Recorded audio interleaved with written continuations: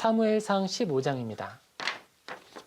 우리 사무엘상 15장 20절에서 23절 우리 같이 살펴보겠습니다. 사무엘상 15장 20절에서 23절 제가 봉독하겠습니다.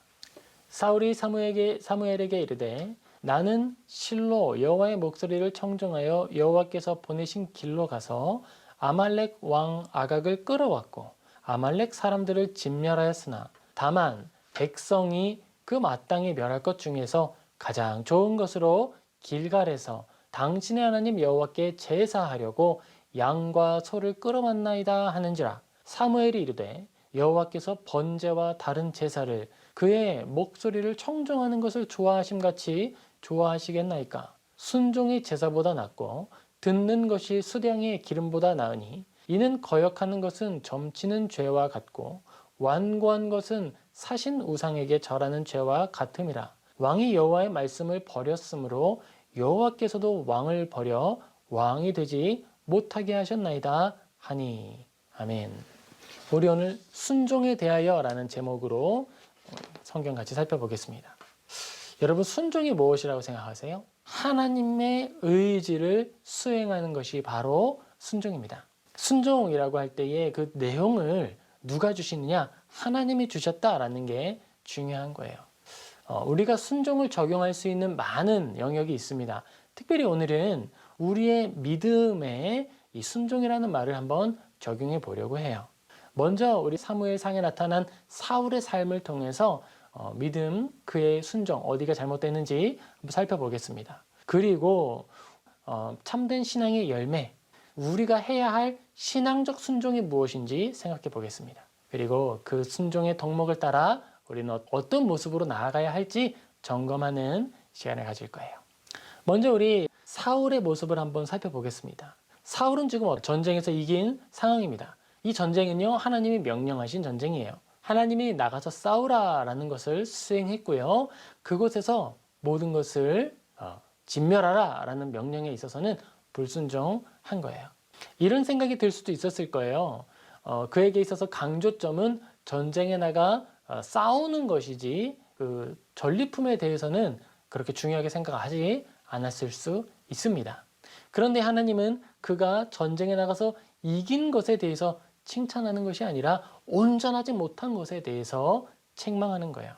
하나님의 명령은 그렇습니다. 하나님께서 우리에게 주시는 말씀은 내가 강조점을 가지고 있는 것은 충성하고 그렇지 않은 것들은 소홀히 해도 된다.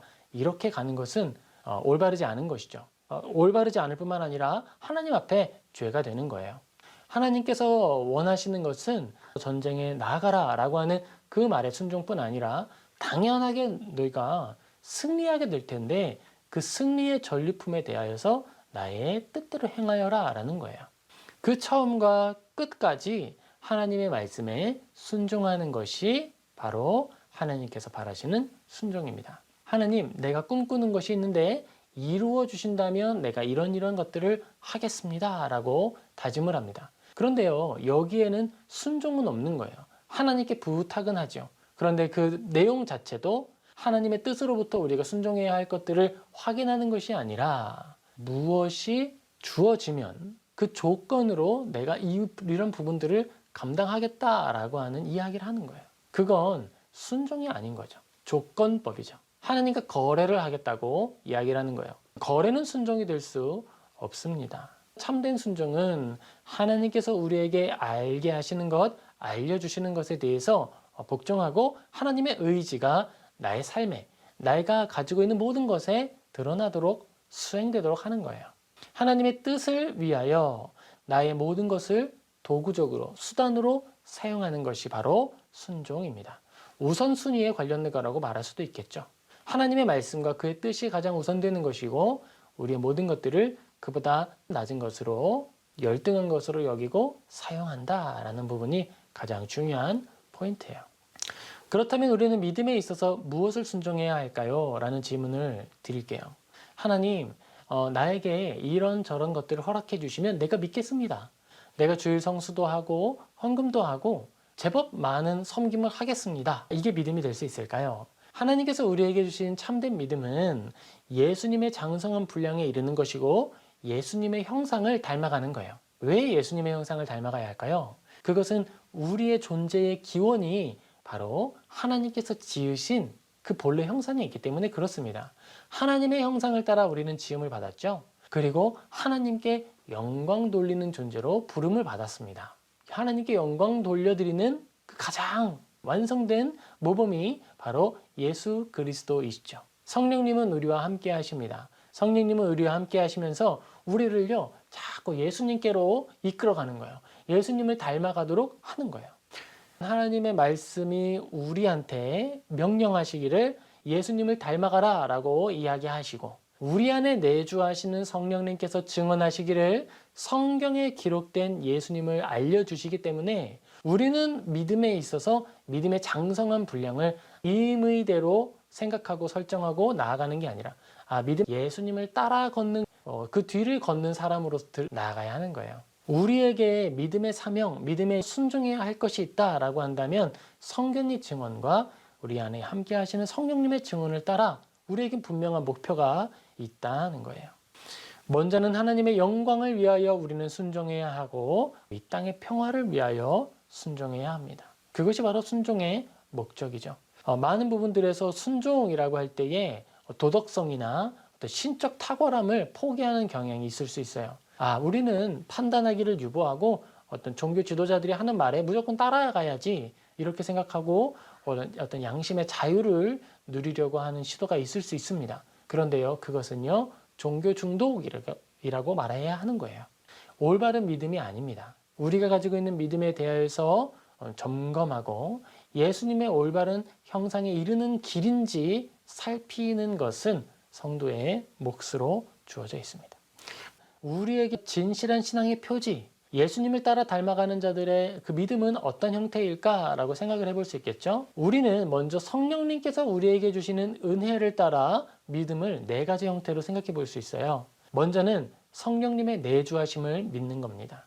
내가 하나님의 뜻을 따를 때나 따르지 못할 때라도 근심하시지만 나와 함께 하시는 성령님을 신뢰하는 거예요. 우리는 정말 심각한 죄 가운데 넘어져서 엎드러질 수 있습니다. 그 와중에서도 우리는 다시 한번 성령님을 의지하여 엎드려 통회함으로 하나님께 나아갈 수 있는 거예요. 주님, 용서하여 주옵소서. 내가 죄인 중에 괴수입니다. 이 고백을 하면서도 하나님께 나아가기를 포기하지 않는 거예요. 그럴 수 있는 이유와 근거는 바로 성령님의 함께 하심입니다. 만약에 이게 없다면 우리는 내가 생각할 때 가장 최악의 죄 가운데에서 하나님 앞에 나아가 은혜를 얻을 담대함을 얻을 수가 없는 거예요. 두 번째, 성령님께서 우리에게 주시는 은혜, 그 효력, 믿음의 형태입니다. 하나님의 하나님 되심에 대한 인식. 세 번째도 똑같아요. 하나님의 아름다움에 대한 인식이에요. 하나님의 하나님 되심, 이것은 무엇이냐면 하나님이 창조주라는 사실을 믿는 거예요. 그걸 내가 받아들이는 거예요. 사람은 아담이 선악과를 먹으면서 부패하였기 때문에 나의 가장 높은 보좌에 나 스스로를 올려놓기를 원합니다. 하나님, 나에게 이것을 주시면 내가 이것도 하고 저것도 하겠습니다 라고 할 때 믿음의 주체가 누구죠? 자신이죠. 가장 높은 보좌에 나 자신이 앉아 있는 거예요. 나는 판단자요, 나는 설계자입니다. 믿음에 대하여서나 삶의 결과에 대해서 과정과 결과를 설계하는 자리에 자기가 앉으려고 하는 거예요. 그런데 역할을 바꾸는 거죠. 하나님의 하나님 되심, 이것은요, 하나님은 창조주시고 토기장이시고 나는 그의 손에 쥐어진 흙이라는 사실을 인식함으로써 하나님이 나의 삶을 의무대로 사용하실 수 있다. 나의 모든 삶에 주어진 모든 사건들이 하나님의 뜻 안에 있다라고 하는 것을 인정하고 받아들이게 되는 거예요. 그것이 바로 하나님의 창조주 되심을 받아들이는 것이고 하나님을 설계자로 인정하는 것입니다. 그리고 하나님의 아름다우심에 대한 인식, 이것은요, 하나님이 설계하신 모든 삶을 그대로 받아들이는 거예요. 베드로에게 하나님의 환상을 보이시죠? 많은 동물, 부정한 것들이 가득 담긴 모습들을 보이면 이것들을 집어 먹으라. 그와 같은 것이 우리의 삶에 주어지는 거예요. 아름답고 좋은 것들만 가득한 게 아니라 그 안에 정말 삼키기 어려운 악한 것들이나 두려운 것들이 담긴 잔을 허락하시는 거예요. 그리고 말씀하시죠. 마시라. 하나님의 뜻이라고 할 때 우리는 그것을 기꺼이 받아들이며 그 안에 담긴 선한 하나님의 인도하심을 기대하고 믿고 그 아름다움을 발견하는 것. 그게 하나님의 아름다움에 대한 인식이에요. 성령님의 내주하심을 확신하는 것과 하나님을 우리의 창조주로 이해하는 것, 그 모든 섭리 가운데 하나님의 주권을 인정하고 하나님의 아름다우심을 찬양하는 것, 이 모든 일들은요, 하나님을 아는 지식을 통해서만 가능합니다. 성령님이 우리에게 계속해서 확신을 주지 않는다면 나에게 찾아온 고난과 어려움들, 나를 뒤엎고 내 마음을 뒤집어 엎는 분노하는 상황들 속에서 결코 믿음을 지킬 수가 없는 거예요. 그 모든 상황을 지키고 견디게 하는 것, 버틸 수 있게 하는 것, 그것은 성령님의 은혜인데 성령님은 임의대로 일하지 않으십니다. 오직 성경을 통해 예수님을 바라보는 일을 하게 하시는 거예요. 이 모든 네 가지 덕목, 하나님을 진정으로 사랑하는 일과 그로부터 오는 실천이라는 말로 표현할 수 있습니다. 성령님의 내주하심을 이해하고 하나님을 하나님으로 그의 모든 섭리를 받아들이고 하나님을 아는 지식을 위하여 정진하는 것, 하나님을 사랑하지 않으면 할 수 없는 거예요. 또한 하나님을 사랑한다라고 말하며 이 일을 하지 않는다면 하나님을 사랑하지 않는 것입니다. 그 외에 참된 믿음의 열매로 주어지는 것은 무엇이냐? 그것은요, 삶의 태도와 영혼의 자세에 관련된 거예요. 먼저는 진리에 대한 깊은 확신이 있습니다. 이것은 하나님을 사랑하는데 임의대로 사랑하는 것이 아니라 하나님께서 우리에게 알려주시는 믿음의 덕목들을 알아가는 일에 대해서 기뻐함을 누리는 거예요. 그리고 하나님께서 우리에게 알려주시는 어떤 것들이 있을 때 확신하는 거예요. 이것이 진리구나라고 확신하는 것입니다. 그리고 참된 겸손이 있어요. 참된 겸손은 창조주와 피조물의 관계를 이해하고 그 안에서 모든 주어진 것들 안에 하나님의 주권을 인정하고 나보다 모든 것들을 더 훌륭하게 여기는 거예요. 내가 무엇이라고 하는 인식이 모든 것에 깔려 있는 거예요. 상처받을 일도 두려워할 일도 없습니다. 참된 겸손은요, 독특한 거예요. 그는 자기가 겸손한 줄 몰라야 돼요. 참된 겸손은 나 스스로 나는 겸손해 이렇게 알아지는 것이 아니라 외부에서 나만 빼고 다 알아. 그런 방식으로 드러나는 거예요. 독특한 열매죠. 그리고 성품의 변화가 있습니다. 이 또한 그렇습니다. 내가 인식하는 것이 아니라 나 빼고 다 알아. 나의 주변의 모든 이들이 나의 변화된 삶을 알아보는 거예요. 그리고 그리스도의 성품을 닮아가는 것이 있습니다. 이 부분은 점진적이에요. 이 부분은 우리가 어느 정도 인식할 수 있습니다. 이전에는 내가 분명히 혈기를 부리고 분노했던 일인데 그 일이 점점점 별것 아닌 것처럼 여겨지는 거예요. 우리에게 다가오는 환난과 고난과 핍박의 말들, 비방하는 말들이 그러려니 할 만한 것들로 점점 무뎌져 가는 것입니다. 마치 죽은 자처럼 변해가는 거예요. 죽은 자는 그를 아무리 찌르더라도 고통을 느끼지 않습니다.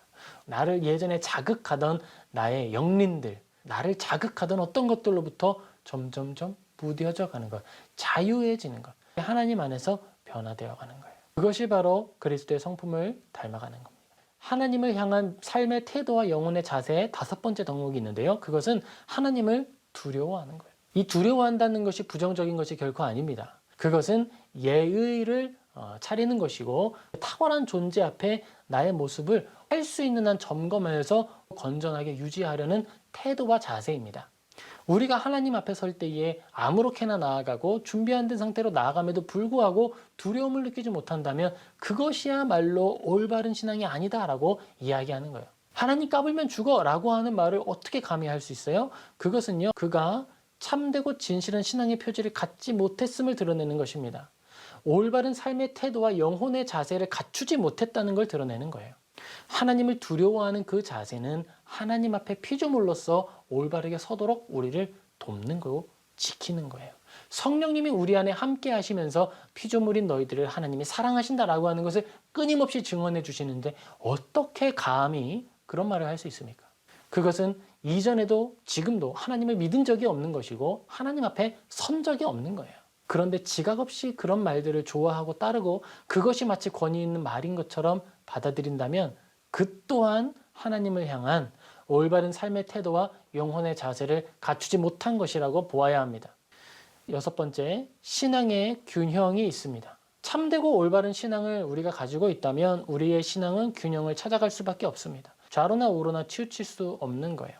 우리에게 어떤 사람을 지지하고 존경하고 따를 만한 미각이 있습니다. 그러나 예수님을 사랑하는 것보다 더 뛰어난 것으로 여기지는 않는 거예요. 우리는 한 사람의 시민으로서 건전한 방식으로 투표에 참여하고 여러 일들을 수행합니다. 그런데 그 모든 일들 가운데 가장 우선되는 것이 있는데 그것은 바로 사회 정의와 하나님의 성품과 하나님이 기뻐하시는 일들이에요. 하나님의 속성이라고 표현을 하는데요. 정의와 공의죠. 빛에 속한 것들을 우리는 추구하는 거예요. 그 빛에 일치할 때 우리는 동의하고 그들을 지지하는 것이고 일치하지 않을 때 우리는 거절하고 외면하는 것입니다. 예수 그리스도와 성경의 증언이라고 하는 명확한 증거들을 가지고 행동하는 거예요. 그것은 우리의 균형을 만들어 줍니다.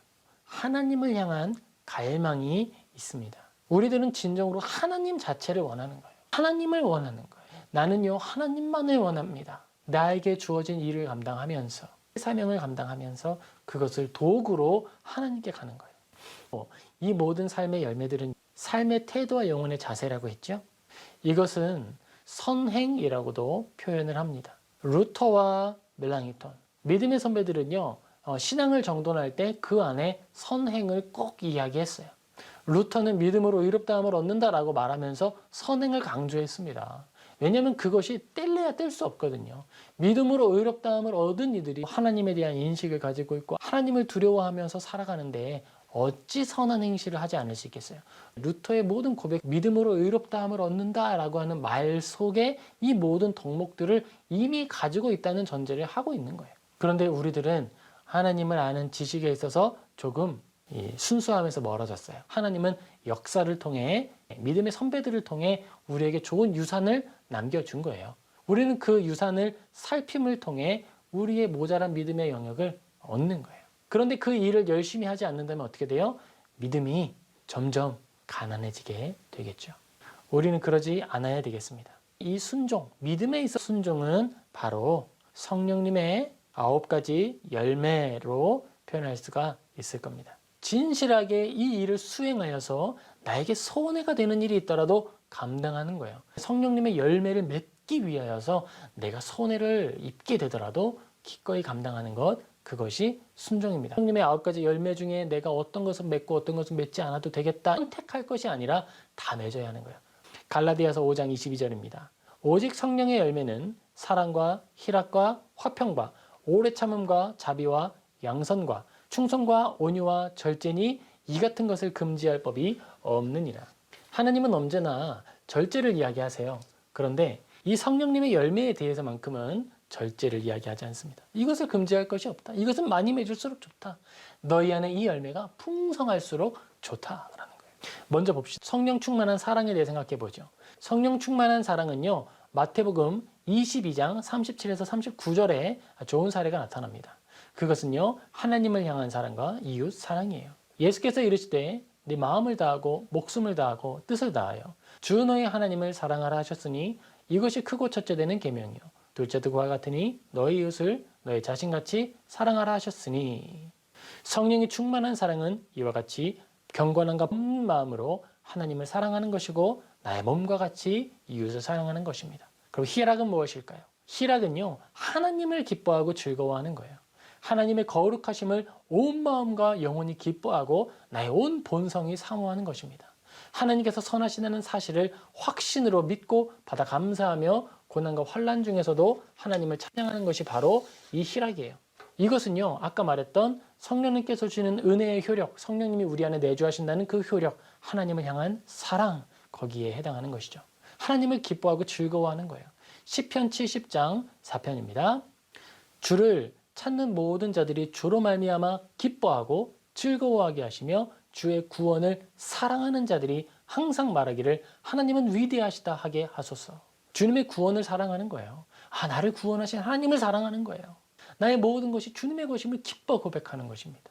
하나님을 생각하며 벅차오르는 감정의 주님, 나의 모든 것이 주님의 것입니다라고 고백할 수 있는 저와 여러분 되기를 축복합니다. 시편 68편 3절에도 나옵니다. 의인은 기뻐하며 하나님 앞에서 뛰놀며 기뻐하고 즐거워할지어다. 하나님이 나에게 무엇을 주셨다라는 것 사실 때문에 기뻐 뛰노는 것이 아니라 하나님이 나와 함께 하신다는 사실이 감격스럽고 행복해서 뛰어노는 거예요. 다윗이 그걸 잘했죠. 시편 19편 9절, 10절입니다. 여호와를 경외하는 도는 정결하여 영혼까지 이르고 여호와의 법도 진실하여 다 의로우니 곧 금, 곧 많은 순금보다 더 서모할 것이며 꿀과 송이꿀보다 더 달도다. 하나님을 아는 그 지식과 하나님이 선하시다라고 하는 그 증언이 너무 행복한 거예요. 내가 너무 슬프고 어려운 일과 곤고한 일을 당했을 때 하나님이 선하다는 것과 하나님이 우리를 지키신다는 것과 나를 나보다 더 잘 알고 사랑하시는 분이 바로 하나님이시다라는 사실을 알게 될 때 얼마나 감격스러운지요. 우리의 눈물을 닦아주시고 우리를 위로하여 주실 분이 바로 하나님이시잖아요. 나의 이름을 알아주실 분이 바로 하나님이시잖아요. 그게 정말 기쁜 희락의 원천이라는 거예요. 기쁨의 원천은 하나님이시라는 겁니다. 그게 성령 충만한 기쁨입니다. 그렇다면 성령 충만한 화평은 무엇일까? 그것은요, 불의를 외면하면서 거짓 화평을 이루는 그런 것들을 말하는 게 아니에요. 하나님의 화평은요, 하나님의 은혜 안에서 먼저 진실하고 지극하신 하나님과 화평하는 거예요. 성령 충만한 화평은요, 하나님과 화평하는 거예요. 죄 짓는 자와 화평한 게 아니에요. 들어오신 하나님과 화평하기 위하여서 죄에 대하여서는 단호한 거예요. 은혜 안에서 죄를 고백하고 겸손히 은혜를 구하는 모든 일들과 함께 화평을 이루는 것입니다. 진실로 하나님을 사모하는 사람은 불의한 이들과는요, 화평할 수가 없습니다. 마가복음 9장 47절에서 50절 이렇게 기록이 돼요. 만일 너의 눈이 너를 범죄하게 하거든 빼버려라. 한 눈으로 하나님의 나라에 들어가는 것이 두 눈을 가지고 지옥에 던져지는 것보다 나으니라. 거기에는 구더기도 죽지 않고 불도 꺼지지 아니하느니라. 사람마다 불로써 소금치듯 함을 받으라. 소금은 좋은 것이로되 만일 소금이 그 맛을 잃으면 무엇으로 이를 짜게 하리요? 너희 속에 소금을 두고 서로 화목하라. 이것은요, 불의함을 그 안에 가지고 화목하라는 것이 아니라 불의함을 없애버리라는 거예요. 눈이 너희를 범죄하게 된 눈을 뽑아버리라고 하잖아요. 그 눈을 뽑아버릴 만큼의 열정과 열의를 가지고 하나님과 화평한 것인데 우리 모두가 서로 화평함을 이루면서 그 속에 있는 불의함에 대해서는 마땅히 버려야 한다는 거예요.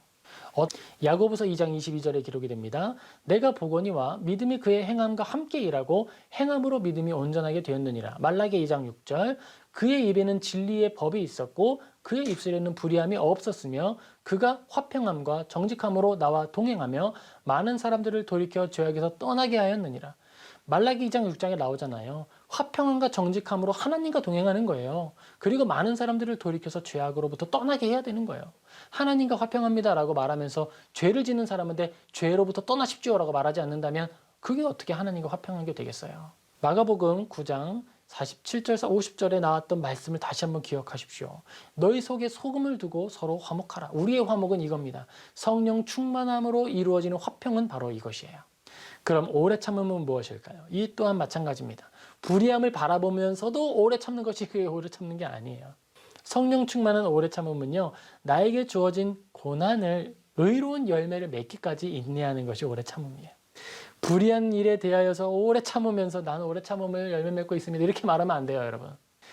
막 여러 가지 일들을 하는데 내가 일하는 곳이 뭐 어떤 큰 돈을 가지고 건물도 짓고 하는 회사에서 일하고 있어요. 나는 그 직장에 취업하는 것이 하나님의 뜻인 줄 알고 들어왔어요. 그런데 그 안에서 이루어지는 모든 일들이 다 불법이야. 그런데 말 안 합니다. 나는요, 이 안에서 하나님의 뜻인 줄 알기 때문에 정말 나는 오래 참음을 실현하고 있습니다. 아니요, 여러분. 그거는요, 자기 기만을 하는 것이고 자기의 죄 속에서 타협점을 찾아가는 거예요. 하나님께서 말씀하시는 성령 충만한 이 오래 참음은요, 이거예요. 마태복음 5장 10절에서 16절에 나옵니다. 의를 위하여 박해받는 자는 복이 있나니 천국의 그들이 것입니다. 나로 말미암아 너희를 욕하고 박해하고 거짓으로 너희를 거슬러 모든 악한 말을 할 때에 너희에게 복이 있나니 기뻐하고 즐거워하라. 하늘에서 너희 상이 큼이라. 너희 전에 있던 선지자들도 이같이 박해하였느니라. 너희는 세상의 소금이니 소금이 만일 그 맛을 잃으면 무엇으로 짜게 하리요. 후에는 아무 쓸데가 없어 다면 밖에 버려져 사람에게 밟힐 뿐이니라. 너희는 세상의 빛이라. 산 위에 있는 동네가 숨기지 못할 것이요. 사람이 등불을 켜서 말 아래에 두지 아니하고 등경 위에 두나니 그러므로 집안 모든 사람에게 비치느니라. 이같이 너희 빛이 사람 앞에 비치게 하여 그들로 너희의 착한 행실을 보고 하늘에 계신 너희 아버지께 영광을 돌리게 하라. 아멘. 우리가요, 오래 참음을 할 때는요, 선을 행하면서 오는 그 반대, 막 우리가 선을 향해 정진하고 달려가려고 하면요, 세상의 핍박이 얼마나 폭풍같이 몰아치는지 몰라요. 내가 회사 안에, 불의한 회사 안에서 휘슬블로어가 되어서 정말 이 기업이 잘못되었습니다, 내가 일하고 있는 이것이 불의였습니다, 내가 잘못했습니다 라고 말할 때 그 일을 감당하면서 오는 어려움을 감당하는 것, 그게 진정한 성령 충만의 오래 참음인 거예요. 빛과 소금을 감당하는 모든 그리스도인들이 자기의 영역 안에서 어두움을 몰아내고 짠맛을 지키기 위해 모든 환난과 핍박, 그 고난을 감당할 때 우리는 참되고 올바르게 하나님이 진정으로 기뻐하시는 오래 참음을 열매 맺는 것입니다. 성령 충만한 자비로움은 무엇일까요? 성령 충만한 자비로움은요, 예수님의 성품을 닮아가는 거예요. 우리는 여기에 있어서 로마서 12장 14절 17절을 보면 되겠습니다. 너희를 박해하는 자를 축복하라. 축복하고 저주하지 말라. 즐거워하는 자들과 함께 즐거워하고 우는 자들과 함께 울라. 서로 마음을 같이하며 높은 데 마음을 두지 말고 도리어 낮은 데 처하며 스스로 지혜 있는 채 하지 말라. 아무에게도 악을 악으로 갚지 말고 모든 사람 앞에서 선한 일을 도모하라. 하나님의 주권을 인정하는 것으로부터 오는 자비예요. 하나님이 이 모든 일들을 갚아주실 거예요. 하나님이 우리를 지켜주실 거예요. 하나님이 우리를 사랑하십니다. 이 모든 사실을 믿고 감사함으로 받으면 마음에 넉넉함이 생기죠. 바로 그를 통해 우리는 참고 기다릴 수 있는 거예요. 성령 충만한 양선이 있습니다. 이것은요, 착한 행실, 선한 행실을 이야기하는 거예요. 우리가 아까 살펴보았던 이같이 너희의 빛이 사람 앞에 비치게 하여 그들로 너희의 착한 행실을 보고 하늘에 계신 너희 아버지께 영광을 돌리게 하라. 여기에 말하는 착한 행실이 바로 성령 충만한 양선입니다. 착한 행실이죠. 하나님을 믿는 믿음으로 충만한 행실은 내 안에 함께 하시는 성령님의 거룩한 성품이 나의 손과 발을 통해 나타나게 하는 거예요. 여기에 해당하는 우리의 덕목들이 있는데요. 진리에 대한 확신, 신앙의 균형, 하나님을 향한 갈망, 그리고 작은 선행들, 그것이 여기에 담깁니다. 선행이라고 할 때 거창한 게 아니에요, 여러분. 먼저는요, 신호를 잘 지키는 것이고요, 과속하지 않는 것이고요, 내가 속한 곳에서 거짓말하지 않는 것이고요, 연약한 이를 돌아보는 것입니다. 내가 가난한 자일 때 나의 삶에서 하나님을 높이고 찬양하는 것 또한 선행이고요, 내가 정말 온몸을 바르게 사용할 수 없는 어려움이 있을 때 따스한 눈빛으로 나의 이웃을 위로하는 것이 선행입니다. 내가 이야기할 수 없거나 다른 어떤 것을 할 수 없을 때 내가 할 수 있는 가장 작은 나의 수단을 통해 행하는 모든 일이 여기에 해당하는 거예요. 이 일을 하나님이 기뻐하시고 이 일 위에 하나님이 크게 축복하십니다. 성령 충만한 온유함, 이것은 역시 불의함과 타협하지 않는 겁니다. 로마서 8장 28절이에요. 우리가 알거니와 하나님을 사랑하는 자, 곧 그의 뜻대로 부르심을 자들에게는 모든 것이 합력하여 선을 이루느니라. 하나님께서 이 모든 일들을 통하여 선을 이루실 것을 믿기 때문에 우리는 온유할 수 있어요. 이런 온유함을 열매 맺어가는 거겠죠. 이 모든 일들이 어려움도 있고 고단함도 있지만 하나님이 이걸 다 들어 사용하셔서 선을 이루실 거예요. 그걸 믿는 믿음이 우리의 온유함의 근원이 되는 거예요. 우리에게 오는 현실이 늘 행복하고 좋은 일만 있기 때문에 온유한 게 아니에요. 정말 상황만 두고 보면 누구보다 완악해질 수도 있고요, 누구보다 더 나쁜 사람이 될 가능성도 있어요. 그러나 이 모든 일들이 하나님께로부터 왔고 하나님이 지켜주신다라고 하는 사실을 믿기 때문에 온유할 수 있는 거예요. 로마서 12장 19절에서 21절입니다. 나의 사랑하는 자들아, 너희가 친히 원수를 갚지 말고 너희의 하나님의 진노하심에 맡겨라. 기록되었으되 원수 갚는 것이 내게 있으니 내가 갚으리라 하고 주께서 말씀하시니라. 너의 원수가 줄이거든 먹이고 목마르거든 마시게 하라. 그리함으로 네가 숯불을 그 머리에 쌓아 놓으리라. 악에게 지지 말고 선으로 악을 이기라. 아멘. 우리의 온유함은요, 바로 여기에서 오는 거예요. 우리의 온유함을 쭉 파고들었을 때 그 온유함이 콸콸콸콸 올라오는 그 근원, 하나님의 말씀, 하나님의 선하심, 하나님의 약속입니다. 선으로 악을 이기는 그 온유함이 바로 성령 충만한 온유함입니다. 절제를 살펴볼게요. 성령 충만한 절제는 무엇일까요? 그것은요, 하나님께 속한 것을 믿는 믿음이에요. 이 모든 것이 하나님의 것입니다라고 믿는 믿음이에요. 청지기의 사명을 인식하는 것이 바로 성령 충만한 절제예요. 디모데전서 6장 7절에서 8절입니다. 그러나 자족하는 마음이 있으면 경건은 큰 이익이 되느니라. 우리가 세상에 아무것도 가지고 온 것이 없음에 또한 아무것도 가지고 가지 못하리니 우리가 먹을 것과 입을 것이 있은즉 족한 줄로 알 것이니라. 아멘. 우리에게 먹을 것과 입을 것을 허락하여 주시는 하나님의 신실하심을 믿고 감사함으로 절제하는 거예요. 이것이면 나에게 족하구나 라고 인정하는 거예요. 먹을 것과 입을 것으로 족한 줄 알아라 라고 하는 것이 바로 믿음의 열매, 성령 충만한 절제임을 기억합시다. 성령으로 충만한 절제는 나의 소유조차도 하나님을 섬기는 일을 위하여 도구적으로 인식하고 사용하는 거예요. 나의 소유 중에 나의 믿음을 불완전하게 하는 것이 있다면 두려워하는 마음으로 기꺼이 버리는 것이 가장 올바른 절제입니다. 이것이 바로 성령으로 충만한 절제예요. 디모데전서 6장 9절 10절 이렇게 기록이 됩니다. 부하려 하는 자, 부자가 되려는 자들은 시험과 올무와 여러 가지 어리석고 해로운 욕심에 떨어지나니 곧 사람으로 파멸과 멸망에 빠지게 하는 것이라. 돈을 사랑함이 일만하게 뿌리가 되느니 이것을 탐내는 자들은 미혹을 받아 믿음에서 떠나 많은 근심으로써 자기를 찔렀도다. 자기가 스스로 부자가 되려고 하는 자들은요, 여기 말하고 있죠. 탐내는 자들은 미혹을 받아 믿음에서 떠나 많은 근심으로 자기를 찔렀도다. 부하려 하는 자들은 시험과 올무와 여러 가지 어리석고 해로운 욕심에 떨어지나니 곧 사람으로 파멸과 멸망에 빠지게 하는 것이라. 두렵고 떨리는 마음으로 이 말씀을 하나님의 말씀으로 받으십시오. 어떤 것은 달콤한 말이니까 취하고 어떤 것은 쓰니까 버리고 그러면 안 돼요. 올바른 믿음의 태도와 영혼의 자세라고 말씀드렸습니다. 신앙의 균형이 바로 여기에서 오는 거예요. 나에게 쓴 말씀도 받고 달콤한 말씀도 받는 거예요. 나에게 쓴 말씀을 받을 때 우리에게 주어진 약속이 확실하게 나의 것이 되는 것입니다. 참된 믿음으로 나아가는 그 절제가 바로 여기에 있는 거예요. 기억합시다. 참된 마음으로 하나님을 사랑하는 사람은 자신의 소유에 대하여서 하나님께 일용할 양식을 구해야 하는 거예요. 주기도문에서 예수님이 허락하시는 한 가지가 있습니다. 우리에게 일용할 양식을 주옵시고. 마태복음 6장 11절에 나오죠. 주기도문 다 좋은데 난 이건 싫어. 이렇게 뺄 거예요. 예수님이 가르쳐 주신 것이면 다 받아야 하는 것이죠. 출애굽기 16장 4절입니다. 그때 여호와께서 모세에게 이르시되 보라 내가 너희를 위하여 하늘에서 양식을 비같이 내리리니 백성이 나가서 일용할 것을 날마다 거둘 것이라. 광야에서 사람들이 배움을 얻고 하나님께 동행했던 증거가 뭐였어요? 일용할 양식을 얻는 거였습니다. 만나가 많이 내린다고 막 며칠씩 다 가지고 오는 것 아니었어요. 일용할 양식의 훈련입니다.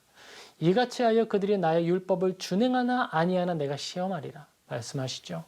하나님께서 우리에게 일용할 양식에 대하여서 허락하시는 것은 우리를 시험하여 알게 하시는 거예요. 너희들이 하나님의 율법을 따르냐 따르지 않느냐. 사울이 말하죠. 내가 부득이하여 이 일을 행했습니다. 내가 부득이하게 불의한 일을 행했습니다. 어떤 것도 면죄부가 될 수 없어요. 그들이 나의 법을 준행하나 아니하나 내가 시험하리라. 하나님의 원리입니다. 잠언 30장 7절에서 9절에 이렇게 기록이 되죠. 내가 두 가지 일을 주께 구하였사오니 내가 죽기 전에 거절하지 마시옵소서. 곧 헛된 것과 거짓말을 내게서 멀리 하옵시며 나를 가난하게도 마옵시고 부하게도 마옵시고 오직 필요한 양식으로 나를 먹이시옵소서. 혹 내가 배불러서 하나님을 모른다 하여 여호와가 누구냐 할까 하오며 혹 내가 가난하여 도둑질하고 내 하나님의 이름을 욕되게 할까 두려워함이니이다. 그러므로 우리는 어떻게 기도한다고요? 오늘 우리에게 일용할 양식을 주옵시고. 성령 충만한 자의 절제는 바로 이것입니다. 나를 하나님 앞에 온전한 도구로 쓰임받게 하기 위한 그의 필요한 쓸 것을 하나님께 구하는 거예요. 그리고 하나님은 신실하셔서 그 모든 것을 허락하여 주십니다. 그리고 하나님께서 때때로 우리를 시험하신다면 때때로 우리를 곤고하게 하시고 우리가 하나님 앞에 엎드려 기도할 수밖에 없는 자리로 인도하신다면 그들이 나의 율법을 준행하나 아니하나 내가 시험하리라 라고 하는 하나님의 거룩한 인도하심임을 신뢰할 수 있기를 소망합니다. 여러분, 우리가 가지고 있는 이 순종은요, 그냥 삶의 어떤 덕목이 아니라 나의 온 믿음에 해당하는 거예요. 우리에게 주어진 이 믿음이 순종해야 할 내용이에요. 예수님을 닮아가도록 명령하시고 예수님을 닮아가기 하기 위하여서 성경 주셨잖아요. 성경 주신 이의 명령 무엇이겠어요? 성경 읽는 거죠. 성경을 사랑하지 않는 자, 하나님을 사랑하지 않는 것이고 성경을 읽지 않는 자, 믿음을 지키지 않는 것입니다. 우리는 성경을 사랑하고 성경의 모든 말씀을 나의 믿음의 덕목으로 받고 또한 달콤한 말씀이든지 쓴 말씀이든지 하나님의 것으로 믿고 받아서 그리스도의 장성한 분량에 이르는 저와 여러분 되기를 주님의 이름으로 축복합니다. 아멘. 잠시 기도하겠습니다.